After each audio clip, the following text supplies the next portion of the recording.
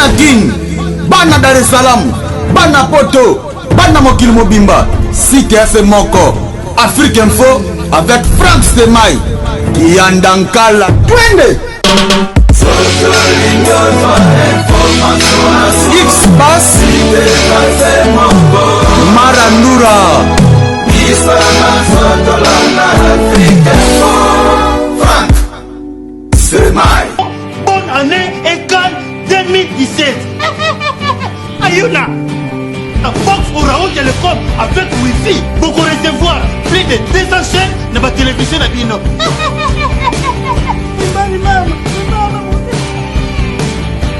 Bobo Zelaké, dans la chaîne, Lokola, Kimbangu TV, 1 et 2, dans la Siloé, y'a Pasteur, Moïse Mbié, dans la chaîne, Lokola, La Foi, TV de vie, Chemin de l'éternel, Espoir TV, ma série, Novelas, pour la maman, il est précipité. Jeunesse, pour l'éducation Yabana. Biso Tolela Sport, ma chaîne est belée, il y a sport, et surtout, il y a Liga, pour la biso Tolula Bamat, pour la biso Brazzaville, on se voit dans la Brazzaville, Télé Congo, TLTV, MC, il y a Pointe Noire, on a vu de la TV, il y a Pause, vu de la TV, il y a Faux, vu de la TV, il y a One. Chers fidèles internautes, vous êtes sur Africa Info. Merci à tous les amis de Franck Stemai, nous sommes très heureux. Aujourd'hui, nous sommes venus quand même spécialement visiter le studio parce que le comique à Moutouna Moutou, à son studio Nandako. Tobandi a un Kofi Central, alors baki ngai semaine oyo, semaine dédiée na ba studio d'artistes et musiciens na biso. Pour le coup taper comme le gars moi trop. Ngai angeza sophistiqué, studio angeza kuna ba norme internationale. Yanga kutu keboy, nga keboy. Voilà pourquoi aujourd'hui on a commencé ici chez Kofi Central, tout à la studio ya Kofi Olomide, ba norme nango.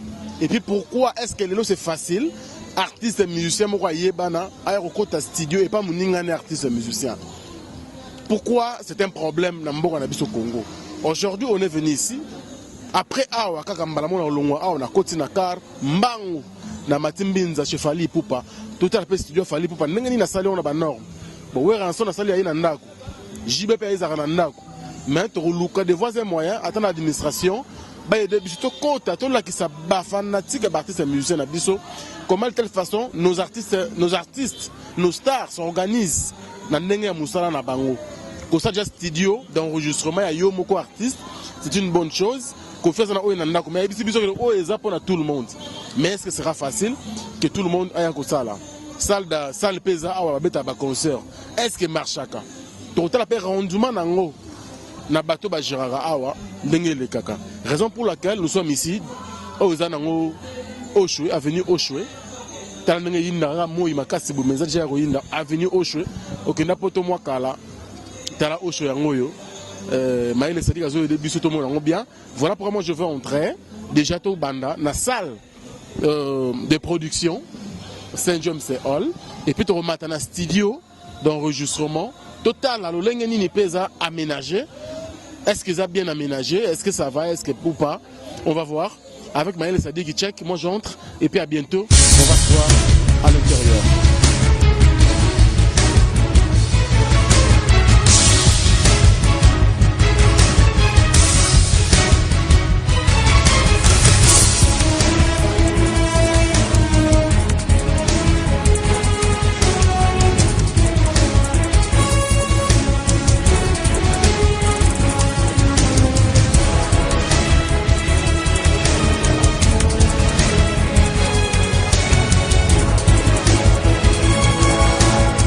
L'intérieur de notre salle Saint-James Hall.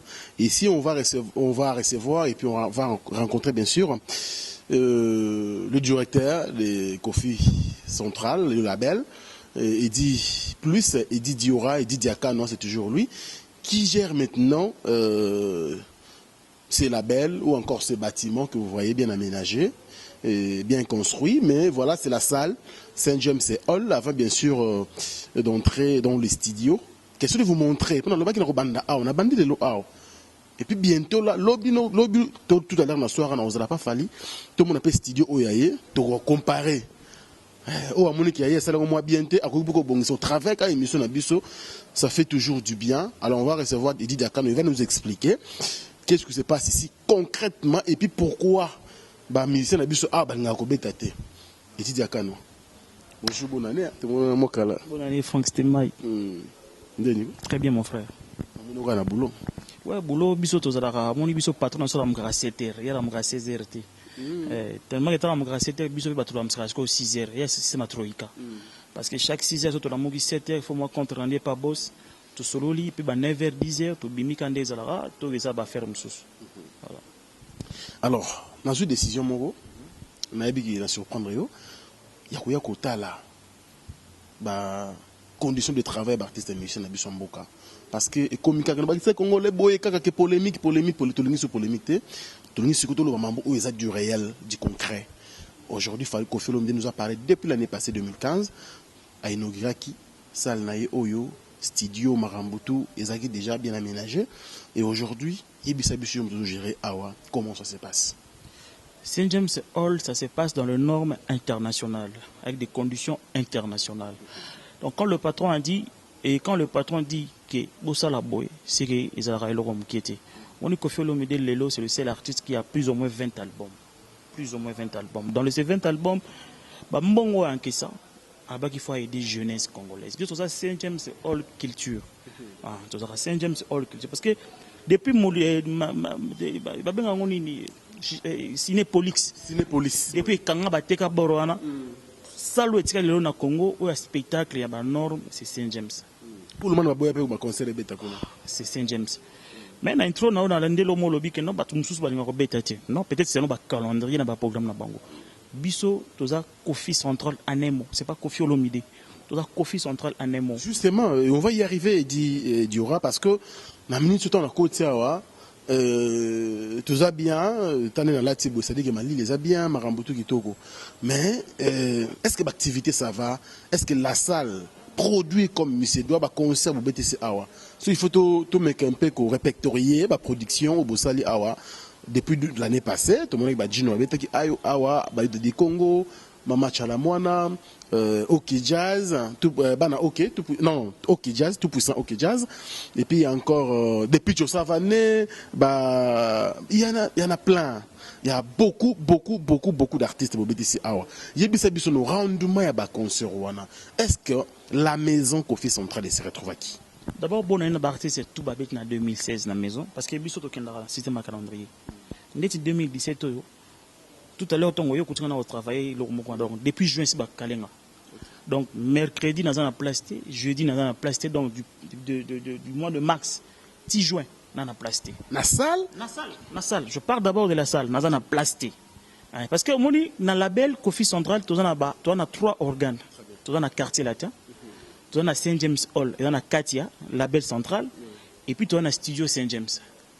Bientôt, tu as un 4e bord parce que tu as lancé bientôt TV Nabiso Yasika, au plus tard, JE. Je vais passer sur fréquence. Tu as la télévision et la radio. Tu as la fréquence. Tu as déjà prêt, tu as la fréquence pour tout le monde faire. Donc voilà un peu. Mais l'activité, il explique que tout va être en 2016. Bon, il y a bango, maman, tu as la moine. Bah, il y a des Congo qui comme à chaque. Pour le bien, Moni Sikati. JDT Molopoé, Dino Capore, JSM Chitou, depuis Savané, Lorette Lapère, Doudou Kopa de Mi à mort. Moni Congolais, moi aussi, Braza, à Katisi Azu, Bato, le Binayaka, Kinshasa. Mais tant que vous ignorez, pour perdre temps. Justement, mes questions vont répondre au rendement et à la production. Rendement est positif. Mon monde de la production. Je suis directeur de production. La bandi va faire au moins Kala, Yoyebi. Monde de la production, ils ont un belé. Ils ont un belé. Le lopoto est un concert à Pamba. On a beaucoup à dépenser. On a des banderoles, on a le sport. L'État, d'abord, on a 4 taxes pour concert et bêta. Tu as 4 taxes pour concert et bêta. Voilà. Tout ça. Mais, condition de la réalité, artiste, ça n'a pas de réalité. Non, quelles sont ces réalités? Non, j'ai dit dans la réalité, dans le sens. Moi, je dis que quel est le rendement? Rendement est positif. Est-ce que vous bénéficiez par rapport à la dépense de Salaka? Tout ça, la production, ça n'a pour nous bénéficier. Ils ont répondu. Ils ont aspect belli. Au moins, nini, voilà. N'a changé aspect question. Boganyaka nini, tant que vous êtes ministère Awana Salo. Dans la phase, il y a visibilité, il y a promotion et salle. On a vendu d'abord la salle. Il fallait que la salle c'est j'aime ça ngeza ndeboy so na koti kuna ba instruments za ndeboy parce que son to bimisaka awa yo mo lobi que koti awa son fille ko à l'aise niveau là tu es à l'aise pourquoi il y a un climatiseur tu respecter ma norme autant les moquettes tout ça na c'est il y a pas une différence na Pullman il y a pas de différence sauf que Pullman l'équipe peut na grandeur il y a ça les monene moyen biso mais tout ça qui va concert à ne passer ils acquis plus pour la question de visibilité c'est qu'on a cherché on a déjà on a ces visibilités. Donc, la visibilité a été bien faite. Très bien. Un numéro très positif. Coup de chapeau dans l'artiste. Tout bêta. Je le répète, coup de chapeau dans bango parce que ça m'a ramené. Ça m'a ramené. Bah témoignage pas ma longue et kenda. Voilà. Maintenant là, tout le monde est artiste tout le temps à l'écran de la télévision. Mais pourquoi Batoto diaboliser sale? Batoto diaboliser sale. Tout le monde est un peu au marché parce que je vois ce que Batoba Mona, mais il est sur la peine de bar, parce que tu as aussi une émission, mais aujourd'hui c'est spécialement tout là que ça batou, confort peut-être, tout là que ça batou, dengue aménagement salima awa, mais il se plaint un peu trop. Il y a des gens qui diabolisent la salle, qui diabolisent les studios, Batoba Robetara awa, bazora problème, tout ça. Pourquoi boutique la Koffi Olomide charge à l'Obama à la télévision pendant qu'ils ont branché moko ils ont la artiste ils ont la plus le label. Merci vraiment Franck pour la question posée. Nous allons vraiment très calme pour répondre à la question. Au moins Franck, ça fait des années. Et arrive à qu'il y a une divergence mais monsieur Zara non Miki mais il y a un autre kabola biso. On dit lelo Papa Lutumba.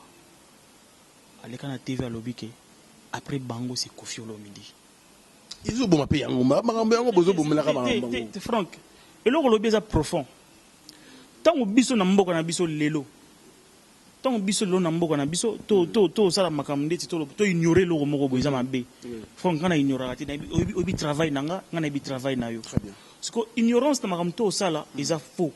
Lelo plus d'$1 million pour construire ces bâtiments. Plus d'$1 million pour construire ces bâtiments. Construits par un Congolais, pas par un étranger.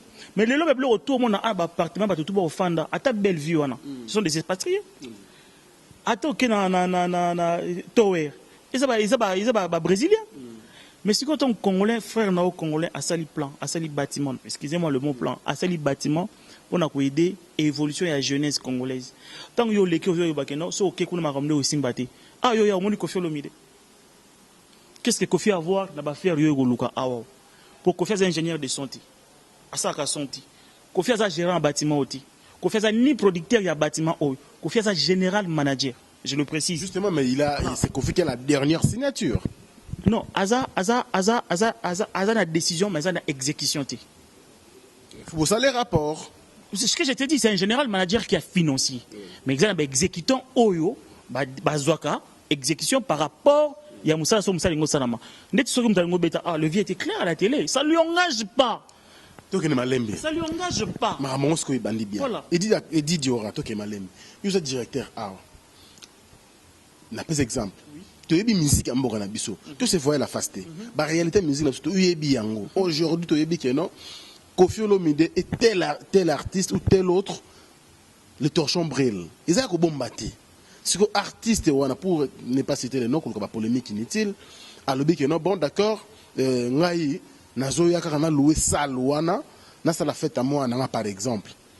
Ou carrément bon dans un studio wana na enregistré le mot benzi mot tam sur moi na ngobe chanson mon patriotique. Est-ce que Koffi Olomide a autorisé yango facilement? Ah, ça a droit autorisé, tu as expliqué bien que ça bateau barisa wana basala musala wana. Bateau bazala ndeti lelo Franck Stemmer obi que non il dit bateau na Koffi azana facilité ko longola bango parce que c'est le na ya tongi hein. Mais facilité longola bango sur musala sama des autres. Mais na toutes les questions à répondre là. Qu'est-ce que expliqué au que ceux qui musala sama des autres ana facilité mais azana exécution té parce que atia bateau. Patron na biso atia bateau na makambo oyoyo. Koffi Olomide c'est les professeurs, c'est les parents, c'est les patrons. Il y a musique ya ndole asali loko oyo ndenge mutu to za entreprise na yo moni yosundu ana salle patron ya musique il y a quartier là-dedans il y a Congo c'est ça qui prend bino boluka je ba ya ver bino mais botie orgueil liboso to tie orgueil te non lo autour boloba oyo qui justifie ça se justifie par rapport à quoi ça se justifie en quoi mambo lobi akaza patron ya musique ya Congo ça se justifie en quoi patron na biso mais ça patron de musique est-ce que yem ta batia yem na mitia patron de musique à Congo et au monde nati et au monde na tout na artiste oh basala ba des albums lo na mboka na biso basala nini po na mboka to fi ma mbele ba te bele ba ko kufa le moni mututu na mokilo a kufaka mais œuvre zani mais Franck Semai tu to yebité to tambola na mokilo yo so za na yobi que ça l'activité moko be pona aider peuple congolais mais to banana na boiti to banana pe na boy quand ça na 10 parcelles ils a yot mais aussi aider peuple nani le congolais bénéficie en quoi la jeunesse bénéficie toi ce que Saint James oyo congolais bénéficie nani mais voilà au continue à coûter ba jeune ba jeune belé ba activité ça ma belé la journée. Nous, on reçoit des jeunes, on reçoit des contrats. Tout à l'heure, il y a 2 artistes, oh, bah, pour un label. Oh, écoute, comme ça, toi, tu es même prêt à témoigner que oh, Toyokara, na auto pensara, ce n'est pas ça. Ce n'est pas ça. J'ai été bêta à la musique, n'est-ce là. Mamouta on a bêta à la musique, n'est-ce là.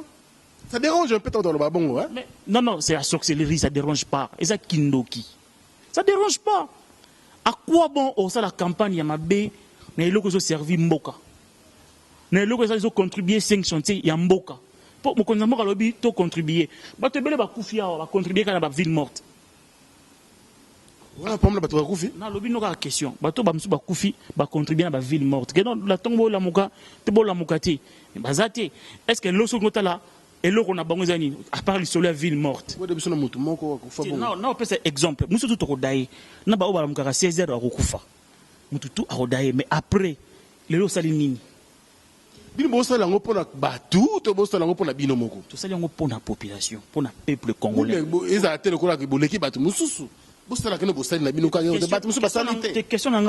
Réponse il fallait qu'il y ait une réponse vraiment exacte. Tout l'équipe a tout mais tout ça danger parce que patron n'a boss la musique à Congo a eu une initiative. Il y a aussi des locaux à boyer pour contribuer à la jeunesse. Comment vous appelez langage? Parce qu'il y a des temps, beaucoup de musiciens, autant de musiciens, on a besoin. Ah, n'a pas moi l'eau, on a qui. Mais tu fais un autre, moi, je date pour Babanda. Tu fais un date pour Babanda. C'est plus les jeunes talents, mais ça va être bazate. Est-ce que, et puis, il y a un studio, je te dis aujourd'hui, studio, ça va secret à Moutou. Nako benga Franck Teke no Franck n'a déplacé Franck pour déplacer au Pambati. Nako déplacé Franck Teke no Franck Yaka et tel dans un studio. C'est pas propre. Mutum sous ça studio n'est aligné dans le monde mo secret. Donc bah ça la brakata, surtout non c'est ça la brakata ba ça. Ndiaye zara toi dans studio toi ndiaye dimanche boya mardi dans studio ndiaye. Chaque studio ezarana na façon ya technique nango. Mingi ba kenda ndiaye pour ça la générique ba tumso ba raté. On a sa batterie na ndiaye même soit travailler na limité dans 3 studios. Nous sommes dans Delvaux, nous sommes dans RTNC. Mais on a le but, ça dépend. Parce que c'est bien surtout une banque. Oh, aïe, ce qu'elle va me dire, tu dis, oh, il y a un studio comme ça, on va pas habiter dans ça, dans la lingua là. On a ça dans la RTNC pas. Comment on a lingua là, quand Simanda, quand on a Kenda, on a bino, on a sophistiqué, pas de yate. C'est le SK, ça la studio na yebi. Mais lingua là, côté. Le BSN na yebagion. À côté, on a 18h, à 5h, na yebagion. Personne n'a pas non, mais Kenda, mais bino ba. Eza, yondom to ba te pour ça na Saint James. Au lieu de poser une question sur Saint James, on répondre au Elikaka à Saint James. Et dans la partie c'est au Basali bati tribélé. Ah d'abord premièrement pour la banda, biso banda ni attaquant ça. To ça ni attaquant ça au malo nation ya mystique, nation ya danger. Et puis ben ingénieur au bazo travailler à bana ya mboka. Pas autre mot bana ya mboka vraiment ya Congo na biso ba travailler à. C'est très bien. Toute la campagne studio on a répété bien et ça pour na bato nyos ba vena biso ya wengei. Clan Wenge Mobimba, clan Viva la Musique. C'est très facile. Mais est-ce que vous allez en facile? C'est aujourd'hui, parce que l'ingénieur ici, ce n'est pas M. Kofi Olomidi. Je le répète. C'est lui qui fait le son. Ce n'est pas M. Kofi Olomidi. Structure Mobimba, où est dépendant de Saint James Hall, na statut Nango, au moment où il a été remis gérant Kofi Olomidi. Non. Au producteur Kofi. Mais c'est le nom qui est Kofi central. Donc c'est Kofi déjà. Saint James Hall, c'est le fils. C'est le patron. Saint James. Ah, je n'ai pas foutu bien. Mais la structure, c'est le Franck Stéman, moi, on botte na poto na momino wana. C'est normal. Le nom comme patron à site now. Il dit d'accord. Mais moi, je pourrais. En tout cas, je sais pas. Ceux qui trop réfléchissent, moi, qu'on a bino, agent à Kofi central. Lelo Oyo, tant au studio bandi. Parce que, du après, c'est vrai que tout le temps, on a bino, partenaire, même direct. Hein. Mais par rapport à l'artiste, démarche bino, ta maison, qu'on fait centrale, qui pour que bon mec un peu qu'on somba confiance. Il y a l'artiste, hein. Il y a un mot qu'on a biso pour que ah bon, ne fût-ce que moi visite Kaka. Que non, bon, est-ce que vous pouvez visiter mon studio et botter la paix volontaire, ça qui démarche. Voilà, merci beaucoup. Au lobelo moi ça capital ya ngomona se bana depuis que la France la émission na yo parce qu'ils ont ça bango bien avant na sens ni lobelo lobé ça profond na ngi na quelques ba travaux moi fait na vidéo donc et comme na souka na ça la sortie officielle ya studio na zo lancer vraiment appel aux ezalaki na tiki invitation na ba vini msolo kwa ba ntone ba tata ba le makaba ba selebu ba viona tout ba rezo invitation na bi clan wenge il est parmi les clans wenge na problème na vient na te ana Vio tangi kombo. Yo tanga kombo na vio na. Ba vio na tout ba rozia. Ba vio na tout oya. Vio na kasina bisote ba vio na tout oya clan wenge ba roya. Clan viva la musique là. Tu ne passes à Nanda quoi. Le lope clan Victoria. Non studio mutu. Voilà au moins le lobi mutu tout à cause na studio naï. Mais mutu tout à cause na studio na ba norme to na ngoti to matana yo. Ota ba qualité na ba matériel eza wana. Au moins le moi mutu moi asali azuma mousse asomi na Koweït a collé na mur. Moi, casse le mot au studio. Pour changer le langage, pour changer le langage, pour changer le langage, on n'a rien dit de mal. Mais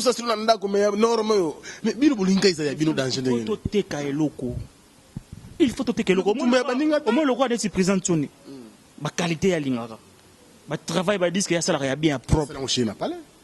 Non, répétez, présent Tony ba qualité à l'ingara bien, on a bloqué à l'ingara propre, le cas handicap la merveille.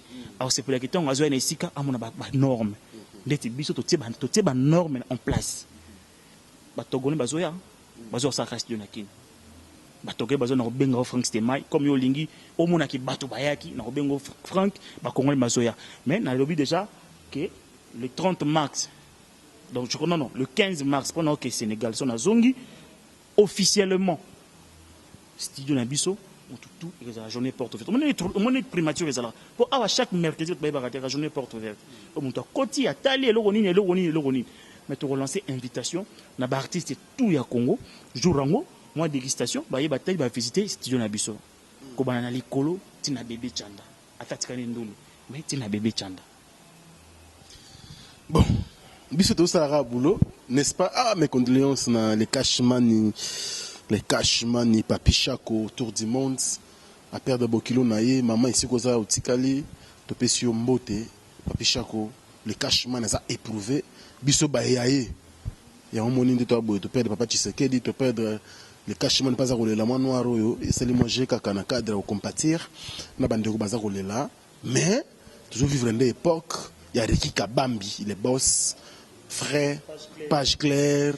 Baoba na biso Reki Kabambi yende mtosa makambo mikolo yo bazakana lundi na molo surprise agréable et puis na Londres et puis Reki Kabambi Frank Stemai na kena bureau na Sipela ngana benga ekutu garçon capable l'homme qui arrête les temps garçon capable ça comment dire ma capacité mususu donc l'homme qui a parce que na 16h ero kanga bureau ya misalaire musuwa non tu vois j'ai fermé mais l'homme qui arrête les temps. D'accord. Alors ce qu'on a permettre biso tout à la studio possibilité à l'île tout le monde a tout l'accès au studio podium tout ça une comme ça ngoma mais tout autant la paix y a pas de problème parce que le losa spécial pour tout dans studio après tout quitter voilà alors Noël quitte black dedans yom to na tembe non mais studio on pas profiter au na sango na Londres ba studio ali mais tala pina ya Koffi Olomide je pense que on se retrouve bientôt.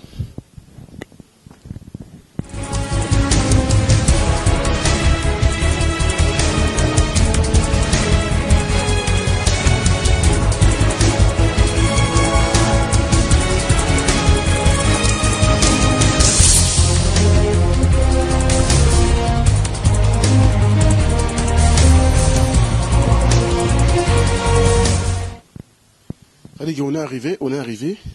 Tomati déjà, il y a mon musica. C'est vrai que bâtiment peneza mon monene. Moi je pense que tout banda tout à l'heure ici gars bayimbaka. Voilà. Ici gars artiste là, on a bien vitré. Et au ça bien on a vu.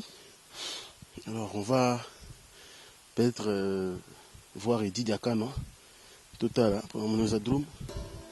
Bon, il dit Diora, il faut expliquer bisous. Ah, c'est ça que tu vas y marrer. Ah, tu vas tomber en cabine. Cabine. Si quoi moni, l'autre explique que notre garçon a cause de deux mousse naï, a tient la mur, cabine est sa propriété. Non, c'est un patron n'abisso tout, vient n'abisso tout, ou bon chanteur, ou ça va disque à malonga à niveau à poto, pour le faire à poto des arango masun mingité. C'est que t'as la norme à cabine. Mais ce que bino y attaquants, est-ce que nous avons un mastering? Vous savez pas qu'on poto tout bosali awa. Tout est salami awa la Kinshasa. Et quel poto t'es? Mais non, il faut que tout est salami awa. Le studio oyo, quand tu arrives, tu fais ton travail, ça veut dire que tu as un produit complet. Tu as un produit complet. Donc, t'as là, le drum. Et ça va drum. Ah! En tout cas, même studio cote sa batterie. Studio te cote sa batterie. Voilà. Monsieur Barenara a sali programmation, à tes voix témoin. Mais à Zui disque dire, à fois qu'elle l'étit, et voilà. Tout ça, batterie bouillie. Tout ça, tout ça, limité. Pour au moins, moi, créer 1 mètre carré à cabine. Pour créer cabine. Mais vendre. Ben, c'est quoi il dit à Kano, depuis donc album ou encore œuvre les bosseurs Makasi Oyo studio où il sali, ils étaient d'abord en attaquance. Tu bani na ni attaquance, tu es kozwa ba vena biso mo ya Bayandi. Quand c'est la disque awa ba sali 24 titres. 24 titres. Et ça l'a mis awa, ba mi ça sorti officiellement en avril là. Ouais, mais ici mon repère auto le ka awa. Mais à Boya qui a créé ma visibilité naï, il n'a pas voulu toquer dans tant comme naï. Ma belle ici et tout ça la générique non pardon, ma belle internationale. Ma belle internationale. Voilà, tout ça la générique naï, tout ça dernièrement. Moi parmi bana clan wenge, mon compte ça qui moi, ça la finition naï awa. Gino Caporetti. Mais si le faut le barabas, parce que comme le rôle pour les Kofi, tout ce que oh tangi boko te ko lo bateke na yaki awa bato ba mona ngo fo banini finalement na habité ba musique Congo ba mo fait là nous nous battons en tout cas toko bunda jusqu'à ce que musique na biso longo na ba niveau de fertilité et comme le niveau ba réalité nengi to mona na ba Côte d'Ivoire na ba Nigérian na ba Nigeria plutôt chez les Nigérians voilà excusez-moi permettez-moi aussi la tautologie. Donc c'est comme ça, nous voulons quand même que Babylon Raboye Salemara parce que comme yo Davido, oh boy, ok, non, il faut aussi, l'artiste n'a pas besoin de passer temps et belé dans la polémique, va passer temps et belé dans la futilité, il est grand temps maintenant, tout le monde peut le béla, Babylon ça un peu du concret, c'est que tout le monde est table, ça va. Toi dans C24, toi dans F5, TF5, moi ba table oyo, l'ingénieur en beaucoup partout dans Mokili Mobimba Congo, na ailleurs. Baby utilisation à Babylon Koyo. Mon petit tableau depuis hier. C'est 24. Oh ils a mystique. Franck ils a mystique dans niveau d'enregistrement à son. Ils a vraiment mystique. Donc n'est expliqué que OK. Biso toi na capacité à ça la live. Donc dans sens ni. Moi quand on concert et ça la marque. Tu peux monter tout par micro ba mbunda blog tout parce que le quoi na ba te be ba ça na ba studio. Mais surtout on a capacité à ça la live malamoko. Ba yemba ba koti simbala moko après ba retouchant ba ça ngo mixage ba ça ngo mastering. N'est-ce pas que na cabine qui pas cause ça ba CD. En fait biso to na capacité à rose. Maintenant to ba to bandi label. Ça veut dire que on est prêt en tout. Toi on a bande de montage pour na ba clip, pour na ba coproduire Jean Moutou. Toi on a duplication à CD. Na format tout, CD audio, na DVD. Voilà. Et puis, tu as un site où ils ont des artistes, tu reçois les ventes directement par iTunes, par YouTube, dans les réseaux sociaux, tout. Où était audio, na vidéo. Capacité, on a besoin d'en surtout. Donc, dans 4 studios, l'artiste a plus que à l'aise. Et le retour, c'est ça, Luka. Non, moni, na programme, na because, na lingosela na oyo, parce que programme, on est tout, on a ça. Je crois, quoi de la station image oyo. Maël Sadiki, moi na Maël. Justement, c'est une étape très importante. Kofi Central, Toyebi et Didier Kanoa. Entre nous, au bani mama musique kala, la télévision d'abord, on a quand même professionnaliste à la télévision. Tu es bien, on y a combattu. Tu es le monde de la musique, nous sommes tambola. Tant que nous avons label, on bandi sur le produit d'artiste. La plateforme est à Kofi Central, studio à Kofi Central, Kofi Central, on artiste, produit de côté comme est-ce que répartition ya mbongo et comment ta problème t'es dit au moins m'expliquer que na début aux Frank c'était mai na c'est pas comme ça l'émission na yo parce que on a ça dans l'émission qui va poser la question poser ngati. Merci.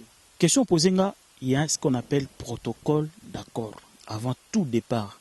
Donc, ça veut dire que c'est quand on va s'attendre avec l'artiste. Il y a un protocole de production management. Il y a un protocole de juste production. On prend l'artiste, il y a un protocole de visibilité. Quelqu'un peut venir avec son maquette. Artiste moi non, on a déjà la maquette nanga, na linkaka Bobby Misango. Tu vois la phase à studioté. Mais tu recoses ango toyoki, peut-être il y a des corrections à faire, tu retoucher et puis tu bimisi album et musicien. Bato va être à Awawa. Oh, tout va bêta pendant 2016 Mobimba. Bah, oui, bisaka ok, dépendant bêta Awawa. Bazo mambo na bango. Caché pena, ya montagne. Mais ma maman tcharamona za vivante. Maman nationale na PC Mbote. Les limbaza vivant habitera chaque dimanche Awawa. Dino Caporej, manager ni tazalia aza vivant. Bah tout toi ba oui bisaka ok, mutu toi bêta Awawa. Azwa lar naïe. Biso ba faire te côté au moni to kotala te mututu abeta awazwa larnaï mais bateau to bimisa lelo ça veut dire que il y a des jeunes oyoyo tozui bango na toto encadrer bango ouais il y a l'encadrement que Kofi Central ça la kelelo toza net tout ça centre culture Saint James Hall culture ça veut dire que tozui pas artiste to outine na début ti to bimisié tout la qui c'est Moussala que voilà de gauche à droite les arabes non pas qu'ils en a droit à l'autre ça c'est ça selon protocole au Yarosala na biso protocole est juridique hier il y a un avocat na biso ton avocat pourquoi miso makasité comme non patron nga depuis banda kala le lot na mboko na biso jeune nino yo yebi a obeta ko sur la Koffi Olomide o sala pona ata muki ce n'est pas Koffi Olomide na ba faire ba mbongo yo yebi Frank ce n'est pas Koffi Olomide. Là, on ne peut même pas témoigner. Excusez-moi. Moi, je te suivi chez une consoeur. Et comme ils m'ont interpellé, Yomoko directeur, en tout cas, Bissot Olingi, le rôle à la belle, les a déjà marambou. Aux assurés. Maintenant, le bas, pas assuré, bien. Parce qu'on veut vraiment mettre le point sur les yeux. On l'a dit que, Koffi Olomide, faut aussi, pardon, faire régulier, faut aussi ça contraint à Yatika. Au mouvement naïe. Maïra Robetara, ceux qui production ils allaient à ces concerts, ceux qui répétition à participer. Si noté, à signer contrat wana ekolandaï. Ils ont un règlement de compte, ils ont pour nani mamoussé les canons kalabula moussa moussou les lots moussou artiste ça bossa na ima rambouana, beaucoup la moussa on les sous. Nous sommes en pour ani pour bozara makasi kota ya l'état. Frank Stema yoza mutamaile. Mukona sala émission na natikala jamais otanga komba mutu otangi wana. Excusez-moi. Na répéta bien na loba que artiste et tout au moins le autre ba faire ba protocole ba faire ba contrat na répéter na loba que artiste et tout oyo avida contrat na internet latino parce que ngande dans responsable la production et ça mamnanga et ça makambu ya Koffi Olomide ta lobi que non et dit que non le baboui non Koffi Olomide ça ba faire naï patron nga zo réfléchir dit que mandenge nini famille naï makamune belé nga na répéter na lobi que artiste et tout oyo azo engagement na quartier latin oyo avida contrat na été. C'est normal. C'est normal. Ceux qui ont un engagement, tu fais tes engagements. Mais ceux qui ont un testo. Non, il y a un rep na 14 telle place. Attends, c'est l'orchestre. Ils ont promis, mais il y a un contrat sur le Toyoka. Ça m'a dit orchestre. Peut-on pas avoir un contrat dans la vie? Ça veut dire que le contrat, il y a un respect de jour et ndoulé. Ou il y a un petit ndoulé qui n'a. Pourquoi pas? Et ça contrat. Il y a un comboté, mais tous les intellectuels entre nous, tellement maillé les collègues à bisu tamusus. Il y a un gâteau pour nous qui m'a fait assist à contracter. Contrat qui y a 2 ans. T'es malembe. N'a pas tout na banaïe. Basé belé. N'a pas expliqué yo. Ba faire il y a muto tant à comboté basa plus ou moins. Basé belé. Si on a pas exemple, plus ou moins 4-5 journalistes. Mais tout na question.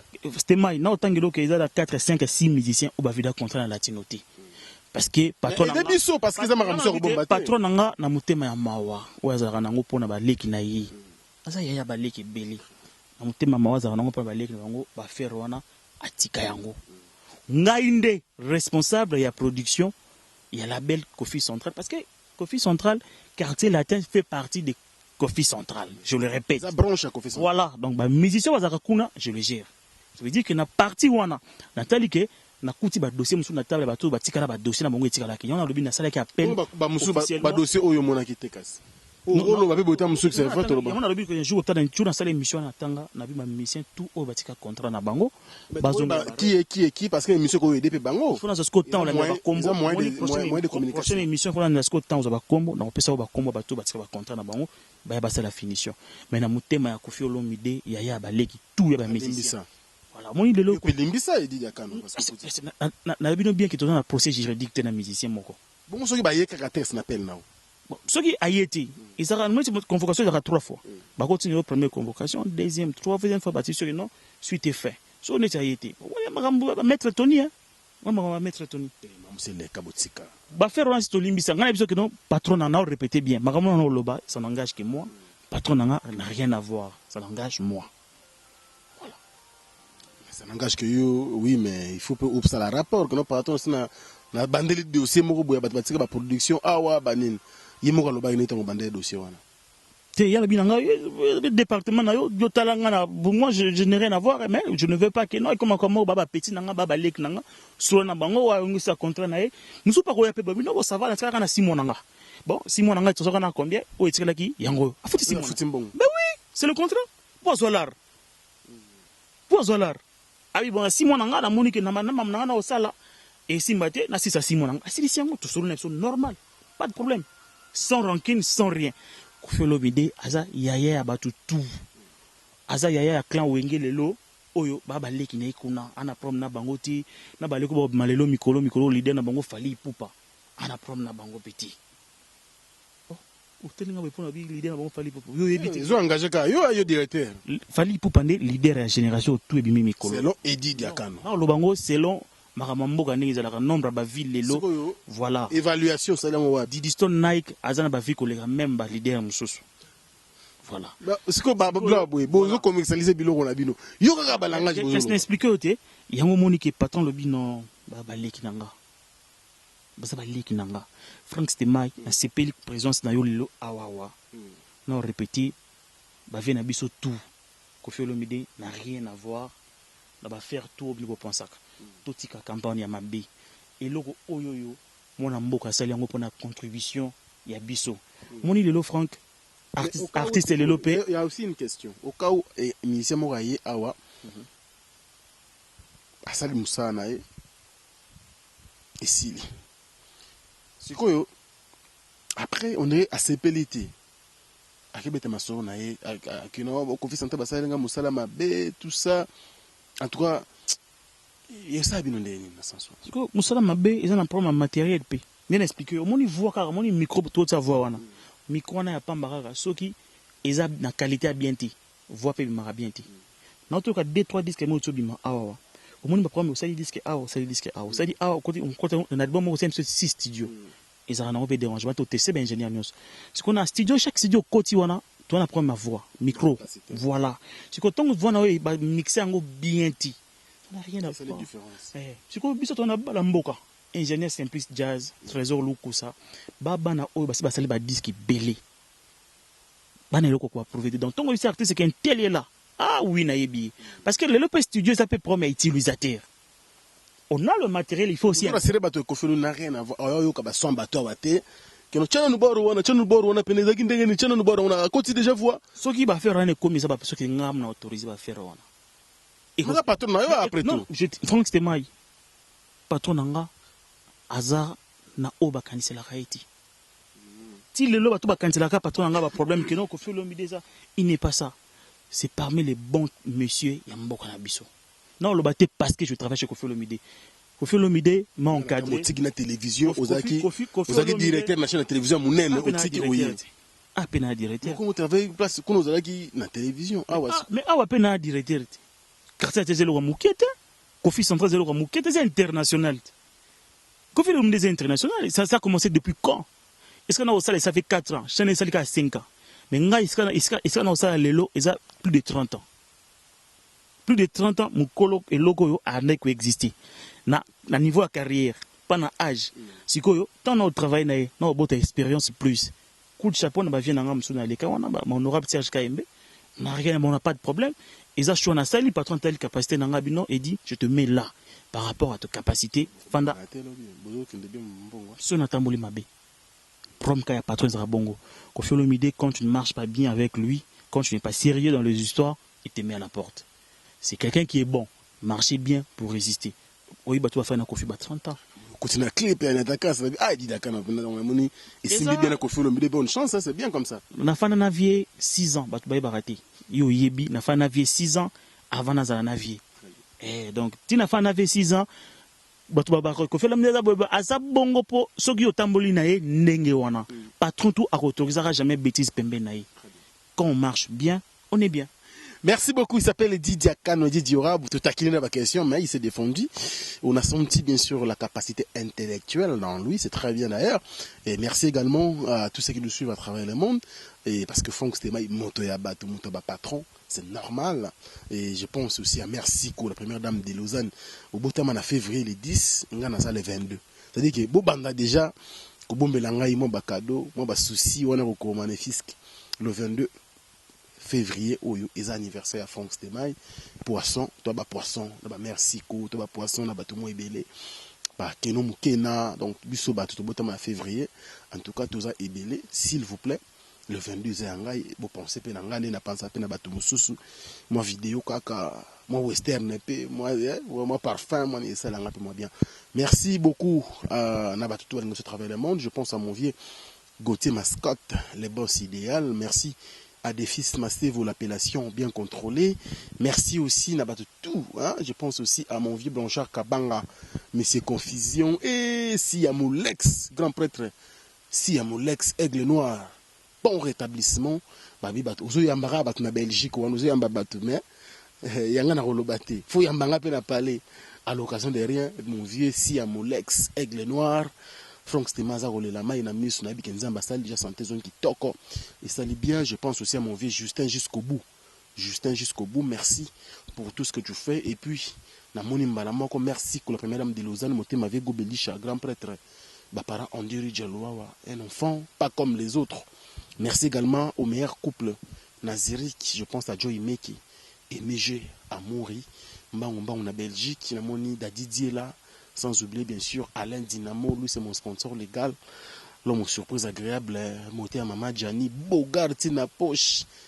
C'est grâce qui toque, donc des fois. Merci aussi, n'a pas tout le solo, c'est congolaise Malolo, Bosa, Ebele, je peux encore oublier des noms, mais comprenez que vous êtes toujours dans mon cœur, je vous aime autant, je vous aime beaucoup.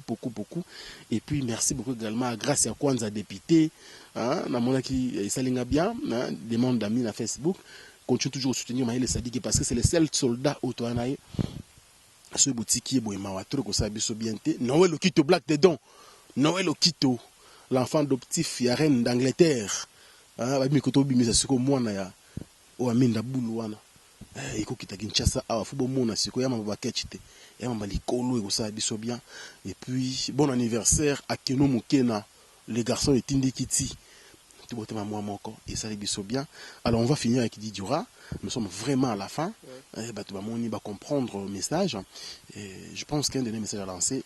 Et puis na mungana avo boka batu na bino na boki vient na tout roba.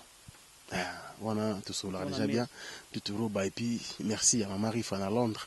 Merci également à Sandra Kazadi. Je n'oublierai jamais Peter Luunga. Et puis tout ça, moi mingi na mutu nangai Nuxa, Angelo Central quoi. Donc merci beaucoup.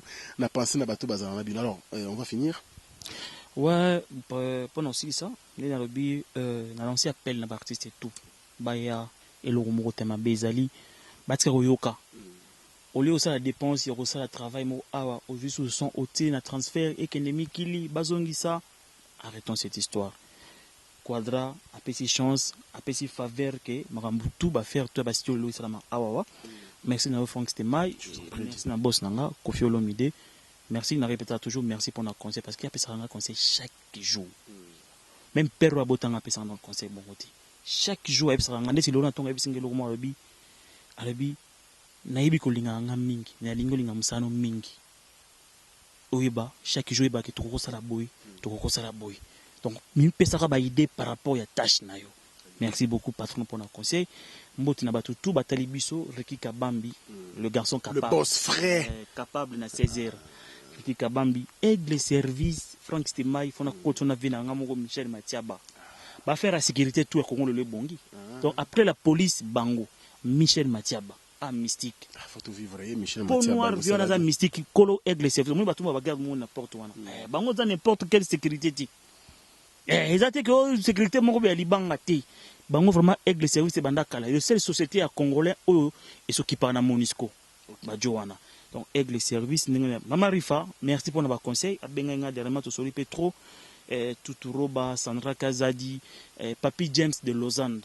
Abaki mko émission Frank Pesa Mbote. Papi James Oyebi de Lausanne. Papi James de Lausanne. Ah, il y a bien trop des affaires Mikui. Finalement, on a Suisse Jacques. Sur tout niqué sauter ça, bien t'as besoin de mon ronsard, t'as ma confiance centrale. Pour ça, moi, malaise amitié, on a un directeur de marketing à faire à centrale. On a un directeur, malaise quand n'engage là, moi santé, tout ces failles pour moi récupérer parce que bisous tu respectes pas non, moi ton côté à nous, y a bandi congé naï, ton gars pour on a aucun Dakar moi vacances. Boss abi moi mon pépé, na mère à Dakar, on a pour Dakar dans l'océan mon roboé, net bisous ba monde. Donc on a aucun moi 3 ou 5 jours, donc Dakar. Merci beaucoup. Tout ça donc après Dakar on bengayo, tout ça va faire moi bien. Mystique. Nous le bloqué ma mère a ramisé ça la comptabilité trop. Mère. Maman Janine qui a zo la moi c'est à Pembe ange terrestre. Moi non. Lifanto. Moi ba comment lifanto. T'es libanda ba faire. OK. Bon voilà, moi na Frank Stemai na mère nae Mbote. Et mère na bimisa, pour mère na bimisa pour yebika. Mère na biso, mère Aliot. La bosanité d'histoire la fille la plus stylée à Congo, il y a Afrique. Il y a monde, il y a diaspora, la fille la plus suivie Internet. Merci beaucoup. Alors merci, nous sommes à la fin. Voilà, c'était donc Eddy Diakanoa. Tout ça, les boyés, c'est pas pour que Koffi Olomide des Koffi Olomide. Tout ça parce que c'est un grand artiste de notre pays. Et aussi demain, nous irons chez un grand aussi qui s'appelle Fally Ipupa. Après, on déjà bandemi biso, Koffi Olomide biso porte. Bon, le roi de la forêt a été en Kim pour une singi déjà. Dr Pichu Musungu, Sankara Nkunta, Batutu. Dr Pichu Musungu, mon ami.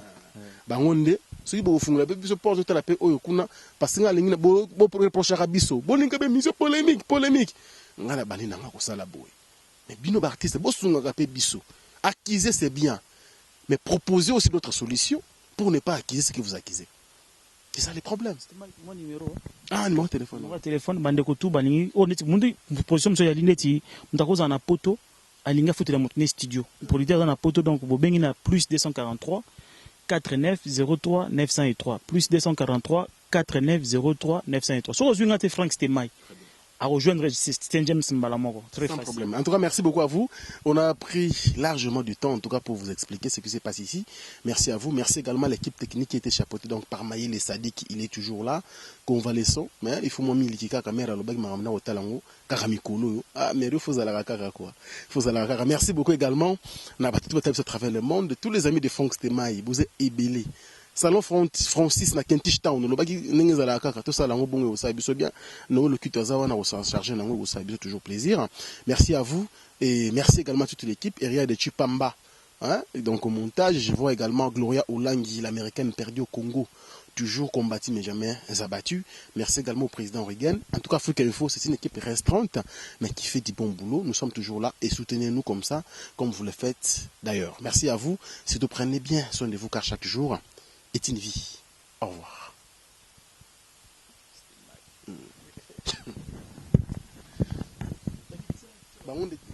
Bana King, Bana Dar es Salaam, Bana Poto, Bana Mokil Mobimba, CTF Moko, Afrique Info avec Frank Stemai, Kiandankala, Twende. X-Bass, Marandura.